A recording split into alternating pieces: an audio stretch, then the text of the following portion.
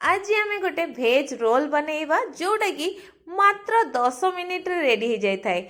आपण माने छुआ को टिफिन देवाई भी यहाँ सुविधा होता है। ता सहित जदि आपण माने चाहिए संध्या बेले हो कि सकाळ भाव में ए रोल को बनईकि आपण माने खाई पारिबे। देखिए ये रोल को खाई ना गोटे जगह के चारिटा खाई देथिबे समस्ते बस छोट पिला खाई देथिबे तो आपन को जना पड़िबनी। तो एइट मु आपण माने गोटे काटिकी देखौछि देखि पड़े ता भितर केते सारा वेजिटेबल्स अछि आउ एते टेस्टी लागि थाए ना।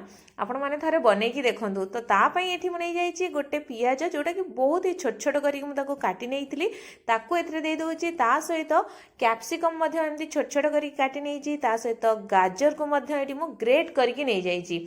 आपण माने चाहिले एथरे स्वीट कॉर्न मध्ये ऐड करि परिबे। तो एइठी मु नै जाईछि इटालियन सीजनिंग। तो सेइथरो मु आधा चम्मच एथरे पकेई दोछि। जदि आपण मानको पाखरे अछि ताले आपण माने नै परिबे नाइ ताको स्किप मध्ये करि परिबे। ता सहित एठी मु किछि पनीर नैछि जोटा कि बहुत ही छोट छोट करिक एथरे काटि नैथिली एथरे पकेई दोछि। ता सहित ए सब को देखि कि स्वाद अनुसार लूण आउ अल्प टिके गोलमरीचर गुंड एथरे दे दोछि जोटा कि बहुत टिके टिके राग लाग लागिवो आउ टे बढ़िया लागिवो खाया पई। एबे मु एठी दे दोछि भेज रो मेयोनीज आउ आपण मान को केते क्वांटिटी रो माने मेयोनीज टा पसंद आपण माने सेही हिसाब रे कम बेसी करि परिबे। किंतु मु एथिरे पाखा पाखी 3 चम्मच भलिया दे देछि मेयोनीज जेमिति कि हमर जो वेजिटेबल्स गुडा को टिके लतपत हेई कि हमर एठी रहुथिबो। तब बस ए सब को हम टिके कोन करबा ना भलो भागरे मिक्स करि नबा।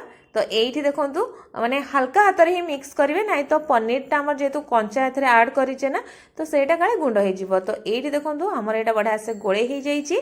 तो एबे देखंतु मैं जो रुटी नेची ताकू ना 2 घंटा आगुरु मु तयारी करथिली।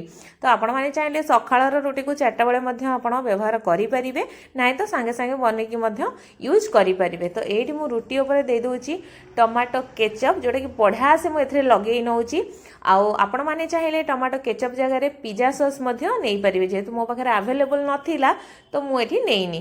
तो एठी आमे कोन करिबा ना जो हम वेजिटेबल्स गोडा को जो मेयोनीज रे कोटिंग करिकि रखिथिले एठी पूरा एमती साइज करिकि रखिनबा आ ताको बढ़िया से रोल बने दबा। एठी देखि परथिबे केते बढ़िया रोल हमर हेकी रेडी हे जाईची। तो एबे गोटे तावा गरम कर नैथिली। तो तावा थेरे दे दोची गोटे छोट चम्मच करिकि रिफाइन तेल आ जो पट साइड हमर जॉइंट करथिले ना रोल को सेही पट साइड टा एठी आगो दे दबा काहे कि ना से जॉइंट टा जेमिति आ हमर बा खोलीबानी कि बाहरी बनी। तो याकू मीडियम आंचर ही दुई पट साइड के हमको सेकिबार अछि जेमिति कि माने तार कलर तो चेंज होबा ही होबो आउ टिके क्रिस्पी हे जिवो जा फट के एटा टिके बढ़िया लागिवो खाइबा पई। तो एट देखंतु बेसी समय हमको लागिवोनी पाखा पाखी 2 मिनिट लागिवो जेमिति कि एटा सेकिबा पई। तो एट देखंतु तार कलर मध्ये केमति हल्का हल्का चेंज हे आसलानी। बेसी समय करिवेनी नाइ ताकू पोडी जिवो जेतु हमें रुटीटा को आगरु बनै देथिले।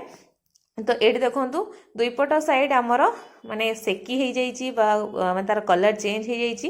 तो ये सब को मु एमती गोटे गोटे करके बनै नैथिली गोटे प्लेट को एबे काढी दबा। तो आपण माने देखि परथुवे देखा जाउची जेति कि सुंदर ना खाया पई मध्ये सेति कि टेस्टी लागि थाए। तो आपण माने याकु ना माने थरे निश्चय बनांतु एमती फटाफट रे थिले पिला माने को टिफिन रे देई परिबे। तो केमती लागिला आमे कमेंट बॉक्स रे कमेंट करी खाई कि निश्चय जणांतु। धन्यवाद।